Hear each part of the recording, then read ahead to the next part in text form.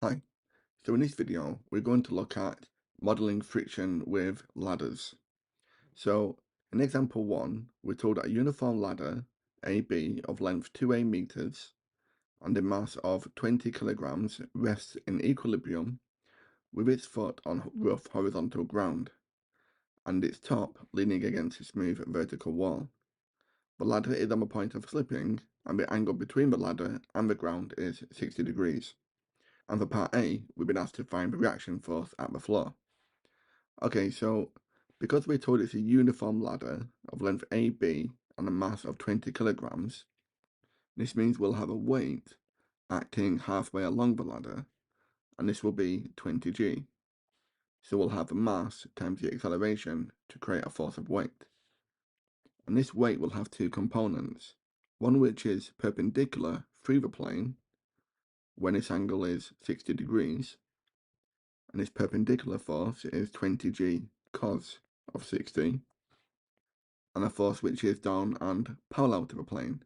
We're not going to worry about this force in this video, as it's not needed to work out the force at the floor. And we're told that the ladder has its foot A on rough horizontal ground. So because it's rough, this means we're going to have a frictional force acting towards the wall. We'll call this Fr. It's acting towards the wall because the ladder is trying to slip in this direction. And at A, we have a normal reaction between the ground and the ladder, which is acting perpendicular to the ground. We'll call this RA. And this will have a perpendicular component to the ladder, where the angle is 60 degrees, and the magnitude of this will be RA cos 60. And we have another normal reaction force of the ladder against the wall, so we'll call this RB. And again, we'll have a perpendicular component, when its angle is 60, because it is corresponding with this one. So our perpendicular component will be RB sine of 60. Sine because it doesn't contain this angle of 60 degrees. Okay, so these are our forces. We've been asked to find the reaction force at the floor, which is RA. And you can see that this force acts vertically upwards. So if we resolve upwards, then we know that RA will be equal to the opposing vertical downwards force, which is created by this weight of 20g. So RA will equal 20g. And we can work out 20 times 9.8, and this gives us 196 newtons. For part B, find the reaction force at the wall. So to find RB, we need to resolve horizontally. And we can see that RB has an opposing force caused by friction. So RB acts to the right and friction acts to the left. So RB must be equal to friction because we're told it's in equilibrium. And we know that friction is a product of mu, the coefficient of friction, and the normal reaction at that point.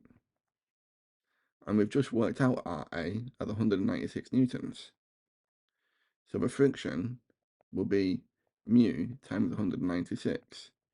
So RB then, substituting this into here, will be 196 mu. Okay?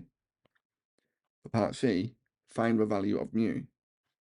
So we need an equation involving RB, and we can find this equation by taking moments about A. So if we look at the moments, it's about A going in the clockwise direction. We've had to choose A because if we chose a moment about B, then these forces will be eliminated because their distance from B is 0. So moments about A in a clockwise direction will be this RB sine 60. And we're told that the ladder is of length 2a meters. So the distance multiplied by the force, RB sine 60,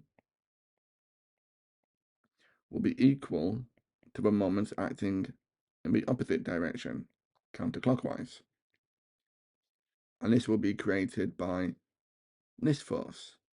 Can you see it will act anti-clockwise to A? It will have a distance of A, half the length of a ladder, and the force we know is 20g cos 60. And because we're told it's in equilibrium, these two moments will be equal to each other. So 2a RB sine 60 will be equal to 20a g cos 60. We can divide both sides by 2a, so RB sine 60 will be equal to 10g cos of the same angle. We can divide both sides by sine of 60, so this should be 10g. So RB will be 10g cos 60 over the sine of 60.